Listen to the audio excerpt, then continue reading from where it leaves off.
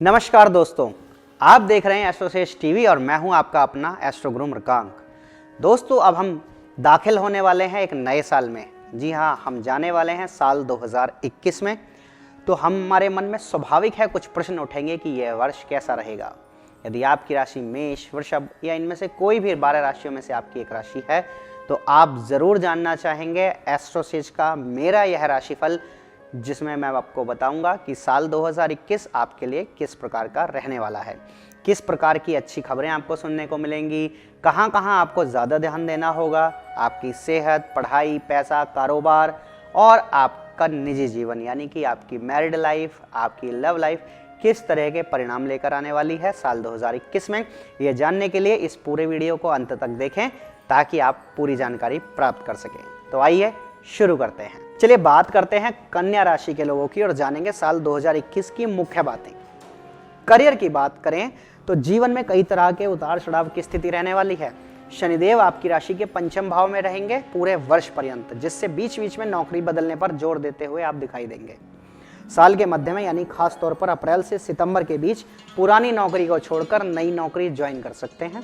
कुछ लोगों को सितंबर से नवंबर के बीच पुरानी नौकरी में वरिष्ठ अधिकारियों द्वारा दोबारा बुलाया जा सकता है, यानी यदि आप नौकरी छोड़कर गए हैं तो दोबारा वापसी की भी संभावना है। और साल के अंत में यानी 20 नवंबर के बाद से उनके लिए नई नौकरी के कई बेहतर मौके इस साल बन रहे हैं, यानी ये साल नौकरी पेशा लोगों के लिए बहुत बढ़िया रहेगा। करियर के लिहाज से जनवरी, मार्च और मई के महीने बेहतर रहेंगे। मई की शुरुआत में कुछ लोगों को मनचाहा ट्रांसफर भी मिल सकता है, लेकिन अप्रैल के महीने में खास सावधान रहें, नहीं तो परेशानी होंगी। महिला सहकर्मियों से अच्छा व्यवहार करें ताकि कार्य क्षेत्र में कोई दिक्कत ना हो।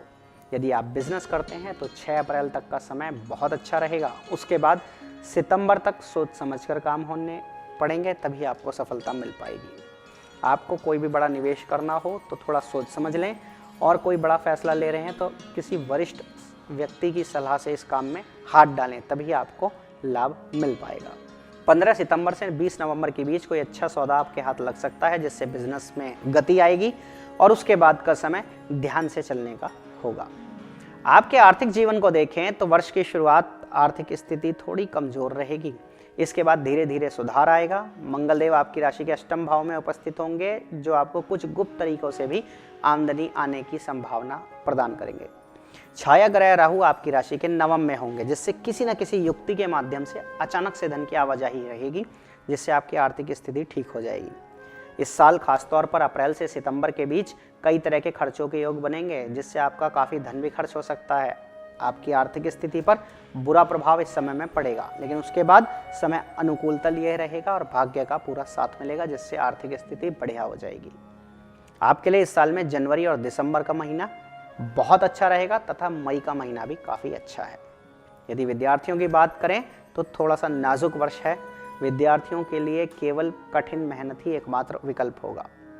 शनि की उपस्थिति आपके पंचम भाव में होने से शनिदेव आपसे कठोर मेहनत कराएंगे, तो याद रखिए मेहनत करेंगे तभी सफलता मिलेगी। छात्रों का मन पढ़ाई में कुछ कम लगेगा, जिसके चलते एकाग्रता भंग होगी और पढ़ाई में भी व्यवधान आएंगे। प्रतियोगी परीक्षा की तैयारी में लगे विद्यार्थियों को एड़ी चोटी का जोर लगाना होगा, तब जाकर आंशिक सफलता हाथ लग सकती है। हालांकि जो छात्र उच्च शिक्षा ग्रहण करने की इच्छा रखते हैं उन्हें आसानी से सफलता मिलेगी और पता भी नहीं चलेगा कि कैसे उनका काम बन गया। विदेश जाकर पढ़ने की सपना देख रहे विद्यार्थी अगस्त में कोई शुभ सूचना पाकर फूले नहीं समाएंगे। पॉलिटिक्स या सोशल सर्विस जैसे विषयों में पढ़ाई करने वाले विद्यार्थियों के लिए और इंफॉर्मेशन टेक्नोलॉजी के छात्रों के लिए साल बढ़िया रिजल्ट देगा। पारिवारिक जीवन की बात करें तो मिले जुले परिणाम मिलेंगे। वर्ष की शुरुआत आपके लिए कमज़ोर रहेगी, लेकिन मध्य भाग ठीक ठाक और साल का उत्तरार्ध सबसे बेहतर परिणाम लेकर आएगा। साल के मध्य में अप्रैल से अगस्त के बीच में किसी पारिवारिक झगड़े से दो चार होना पड़ सकता है। ऐसे में आपको सलाह दी जाती है कि किसी भी झगड़े में ना पड़े, अन्यथा आपकी ही छवि को नुकसान होगा और परिवार के लोग आपसे मुंह मोड़ सकते हैं। इस समय आपकी पारिवारिक संपत्ति से जुड़े कुछ विवाद भी उत्पन्न हो सकते हैं। साल की शुरुआत में जनवरी से अप्रैल और फिर साल के मध्य में यानी कि सितंबर, अक्टूबर, नवंबर के बीच का समय आपके लिए अनुकूल साबित हो सकता है। इस दौरान आपको पारिवारिक सुख मिलेगा, परिवार में खुशियाँ आएंगी और घर में हर्षोल्लास का वातावरण होगा। इसी दौरान घर में किसी का विवाह अथवा नए मेहमान का आगमन भी हो सकता है। यदि वैवाहिक जीवन की बात करें तो वर्ष की शुरुआत में जो लोग अभी तक कुंवारे हैं उन्हें जनवरी से अप्रैल का समय विवाह कराने में मदद करेगा। इस दौरान आपको किसी खास से मिलने का मौका मिलेगा, जिसके बाद सितंबर से नवंबर के बीच आपके शादी के बंधन में बंधने के योग बन जाएंगे। इस दौरान आपका रिश्ता पक्का हो सकता है और कुछ जातकों को विवाह के लिए अगले वर्ष का इंतजार करना पड़ेगा। जो विवाहित लोग हैं उनके लिए साल ठीक ठाक ही रहेगा। यदि आपके जीवन साथी कार्यरत हैं तो साल के शुरुआती 3 महीनों में और साल के अंतिम 3 महीनों में ज़बरदस्त सफलता आपके जीवन साथी को मिल सकती है, जिससे आर्थिक लाभ भी प्राप्त होगा। संभावना है कि आपके जीवन साथी को किसी प्रकार का कोई कष्ट वर्ष के मध्य में परेशान करे, इसलिए उनकी सेहत का ध्यान रखें। यदि आप विदेश जाने की इच्छा रखते हैं तो वर्ष की शुरुआत में आपको सफलता मिल सकती है। आपकी किसी कारणवश अपने ससुराल के लोगों से कहासुनी हो सकती है। ऐसे में फरवरी से अप्रैल के बीच जीवन साथी के भाई बहनों और उनके पिता से संबंधों पर ध्यान दें। इस वर्ष आपकी संतान पहले से ज़्यादा मेहनती और आज्ञाकारी बनेगी। आपके संस्कार की वृद्धि होगी और वो अहंकारी ना बनेंगे, बल्कि आपकी बात सुनेंगे और समझेंगे, जिससे आपका भी मान सम्मान बढ़ेगा। उनके लिए जनवरी, फरवरी, मई, जुलाई और अक्टूबर के महीने अनुकूल रहेंगे। भाग्य उनका साथ देगा, जिससे इस समय में वो सफलता पाएंगे। यदि आपकी संतान विवाह योग्य है तो उनका विवाह भी हो सकता है। प्रेम जीवन की बात करें तो आपको अपने प्रियतम के साथ कई उतार चढ़ावों से दो चार होना पड़ेगा। ख़ास तौर से जून, जुलाई और दिसंबर के महीने ज़्यादा परेशान करेंगे। प्रेम संबंधों में लगे जातकों को इस साल ये हिदायत दी जाती है कि प्रियतम के संग हर प्रकार के वाद विवाद से खुद को दूर रखें, नहीं तो यह साल बहुत ज़्यादा अच्छा नहीं है। विशेष रूप से जनवरी के अंत से फरवरी का अंत और जून से जुलाई का महीना आपको कुछ अच्छे नतीजे दे सकता है और अक्टूबर से दिसंबर प्यार में आकर्षण बढ़ाने का काम करेगा। यदि आपकी सेहत पर बात की जाए तो आमतौर पर आपकी सेहत ठीक ठाक ही रहने वाली है। आपकी राशि के तीसरे भाव में छाया ग्रह केतु साहस और पराक्रम में वृद्धि कर आपको चुस्ती देगा, जिससे आप त्याग करके भी आगे बढ़ते रहेंगे। इसके साथ ही वर्ष के मध्य में बृहस्पति का गोचर बदलने से सेहत पर प्रतिकूल असर पड़ सकता है। आलस को त्याग करें। कुछ लोगों को मधुमेह की समस्या या मूत्र से संबंधित समस्याएं परेशान कर सकती हैं। एसिडिटी और पेट में दर्द भी समय समय पर हो सकते हैं, इसलिए सेहत का ध्यान रखें और जागरूक रहें।